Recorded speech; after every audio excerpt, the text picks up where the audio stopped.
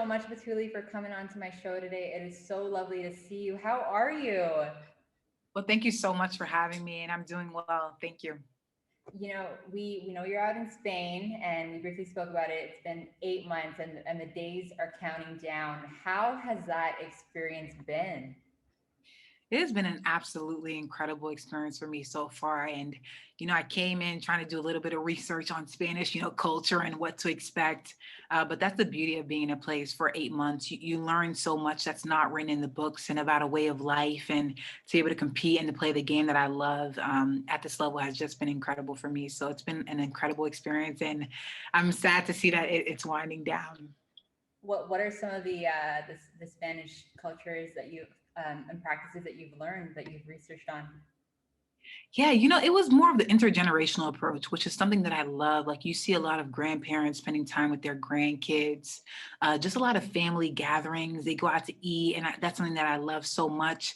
Siesta, which is like a break during the day that I think everywhere in the world should implement and have, and just different things like that, and as well as food and the rice and the potatoes that you try to stay away from, but are definitely embedded into the culture and the way of life here. So it's just been amazing for me. That's definitely a place I need to visit, and it's definitely been on my bucket list. So thank you. That is my calling. Everything that you mentioned there. I want to take it back to the time where you played at UConn. Tell me more about how your experience was over there. My experience at UConn is still something that I'm digesting today, and I find myself, walking around like that was 4 years of just wow, like still trying to put it into words, but for the most part, that experience, like I said, was unforgettable. Just being connected and around amazing young women who are doing incredible things today. To be around Hall of Fame coaches who love what they do and just pour that into us, as athletes and as young women, and just to be a part of that culture and that history is just something that I'm so thankful for, and I learned so much along the way of what it means to come and to show up and to be a part of something bigger than yourself. Huge.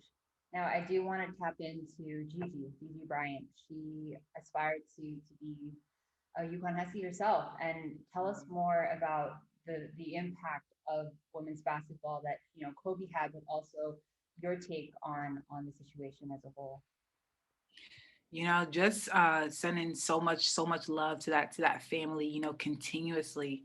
And for me, there's no way or any place you go where you can talk basketball and not talk Kobe, and talk about the impact that he has had on the game and outside of the game, just on life and relentlessly pursuing your dreams. I think was his bigger mission and goal that we all took away from his life and the way he lived it and his ultimate purpose.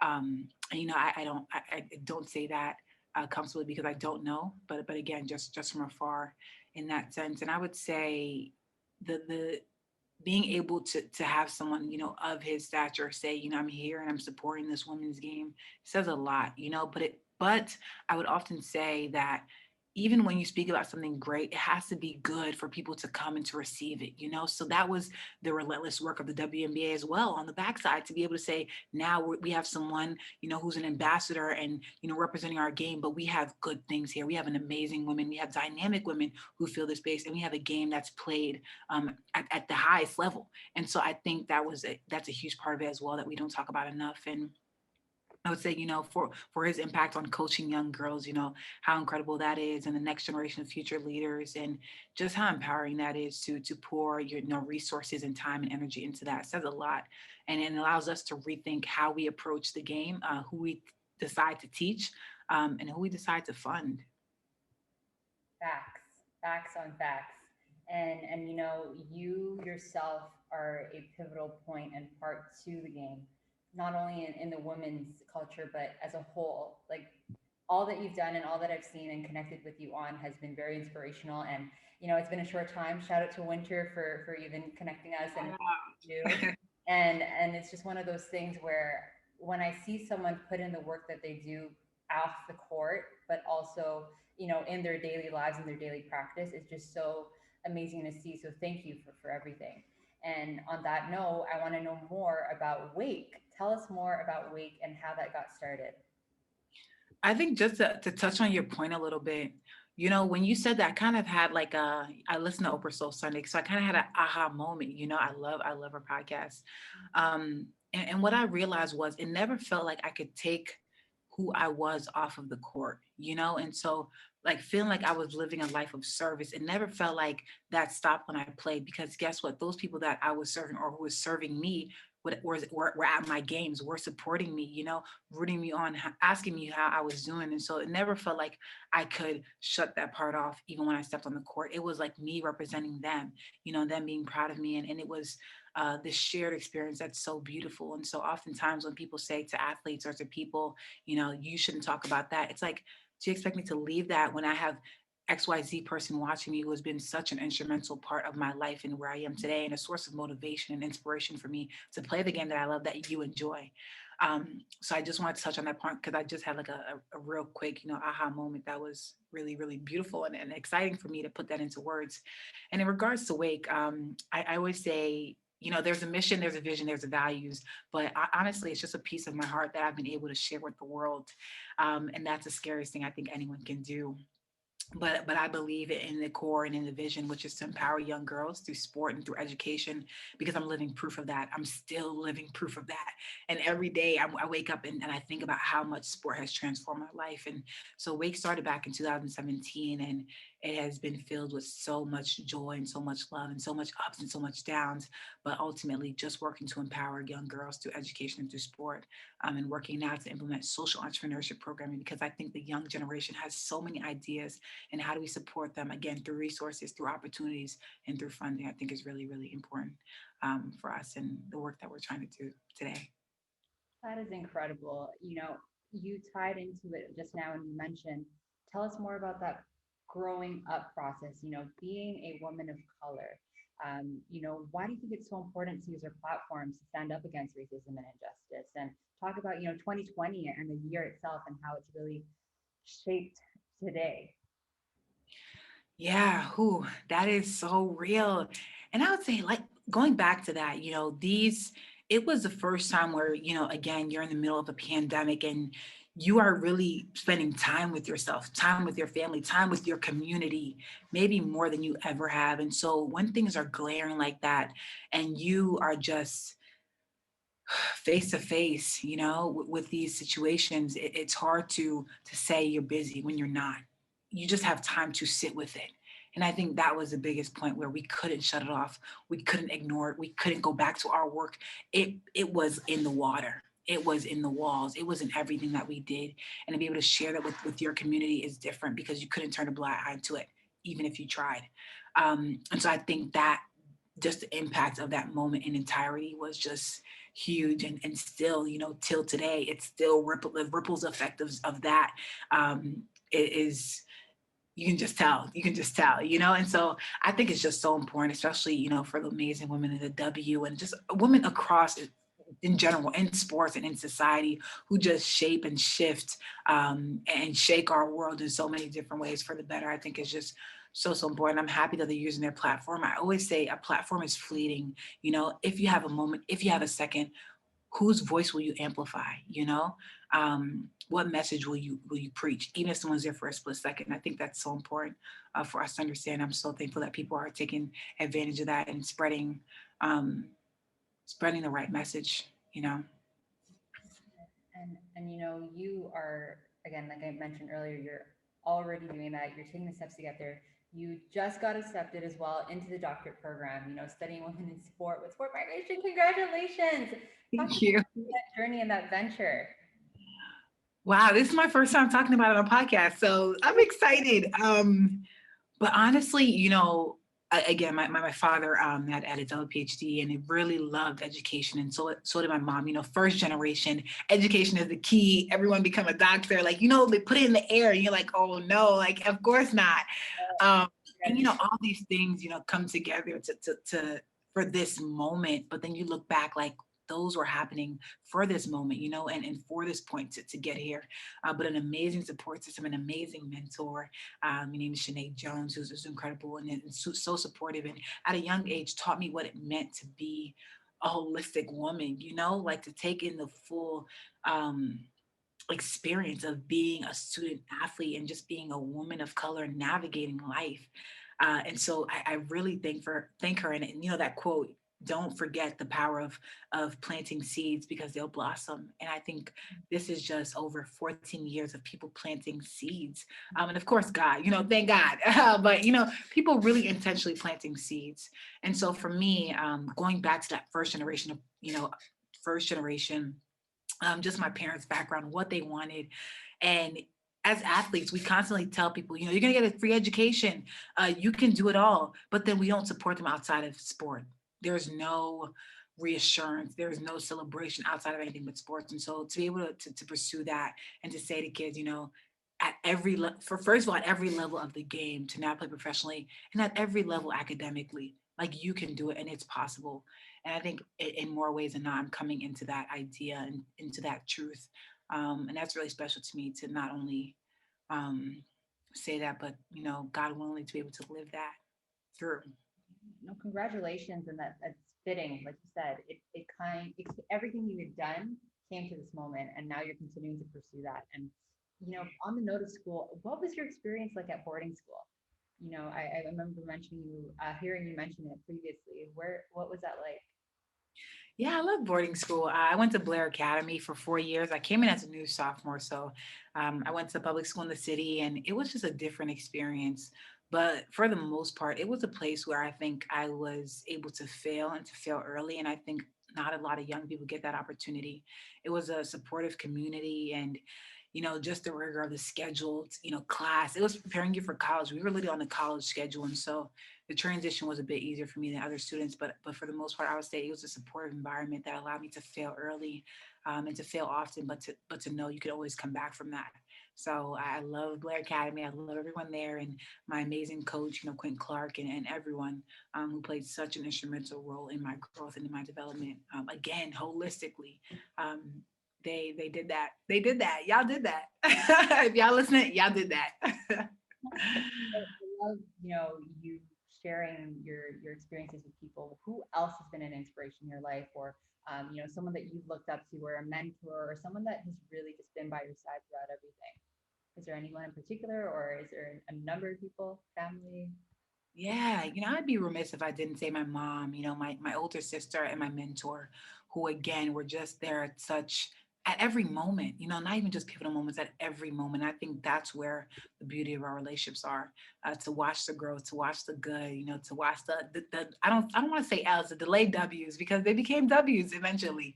But that's my core. And again, one thing that I really have learned to admire about myself, and again, I don't say that, I don't even, it feels weird to even say that, as women, like, what do I admire about myself? But it's that I'm easily inspired. Like, I'm inspired by you, taking the time to have this podcast and to do the work that you do. Like, for people who just live out their dreams every day, like I talk about, Spanish culture, like to watch somebody, set up their stand or set up their bakery with such pride, like, this is me, this is a representation of my family and where I come from and who I want to be and the examples I want to set. And I'm just like, I'm inspired by that. Like, the ability to show up is half the battle. But then to set up shop, even not knowing what you'll get, is so amazing to me. So I'm inspired um, by people who work hard even when no one claps, and they just show up and they do their role and they do their work, and it's extremely hard. But that inspires me every day. I just needed a moment because that was beautiful. you know, Thank you also for sharing that with me as well. And, through these times, and especially a time like this right now, there are obstacles and hardships that we all face and that we go through. If you're comfortable and if you can, share us a moment that you really felt at your lowest and found a way to overcome it, which is why you're here today. Wow, we all had to overcome something to be here today. And for me, there's so many moments. Oh my God. Like when you said that, I was like, all right, which one? Like it's like a Rolodex. It's like, which one? Like which L did you take like yesterday, that you can talk about right now? But I would say, for the most part, in terms of just my heart, and I mentioned it earlier today, was my surgery, my senior year. And it wasn't a huge, and I'm so thankful that it wasn't a huge surgery, but it was just we don't think about little things like walking again, bending your knee again, and going through that process, even though you have. And so for a lot of people, we always think, I've mastered that, I've done that. But as you're growing and as you're learning, you experience things differently. And so for me, that was a huge thing. And to be able to sit there. And I just remember, which is so beautiful and crazy. I just remember sitting there and saying, after getting surgery, like, I'm gonna go play pro by God's will. Like, if God allows me, like, we trying to do it. And it was like, what? You're serious? And it was one of those dreams where you get scared to say it. But I was like, no, I felt that. Like, I feel that, and if the cards fit, then so be it. And that was a scary moment for me. But I think really speaking positivity into hardship is really important. Praying is always my source and always my go-to. And my support system, like I said. So that was really tough for me. Yeah, I cried like all the time. And like, just because I was like, oh my gosh, but like, obviously like just life, but Yeah, so thank you're a you for vet. You got yeah, a emotion. yeah, What was your emotion or your reaction when you found out that you were recognized as a Forbes under 30? shock. Bliss and like shock. It was like a euphoric. I was like, what is happening right now? And I remember just coming home and my phone just started ringing. I'm like, it's not my birthday. Like, my birthday's November 2nd. Like, it's December something. I'm like, what's going on? And my phone is going off. And I'm just like, and I just had a moment where I had to sit down, like, wow, God, thank you. This is amazing. And then you see the list and you see the honorees, and you're just like, wow, like, and I said this again earlier today, like, Wake was a vision in my brain in 2017. We're talking 2020, 2021, and so I really had that moment of sitting there like, wow, this is absolutely incredible. I'm so, so thankful for this moment. And not to say, not to act, but just to feel that moment. So again, completely honored for that, and just be able to share like I said, a piece of my heart with the world, and for them to receive it in that way. But also understand there's still so much work to do, but still something that, um, again, was such a blissful moment for me. Congratulations. That was huge. And I remember seeing it and I said, wow, like I just got shivers after you just sharing your reaction. I was like, oh, I can only imagine how you felt if I'm already getting shivers just hearing you speak on it. You know, Yeah. the, a lot of the work that we're all doing is pivotal. It's going to take us some time to get there, but like you said, you started it in 2017. We're here now, almost 4 years later, and just look at that. Like, just look at things come. And we spoke about it as well. Things coming full circle, and just finding that meaning behind what we're doing and that why. Now, we're obviously speaking in this month, March, it's celebrating International Women's History Month.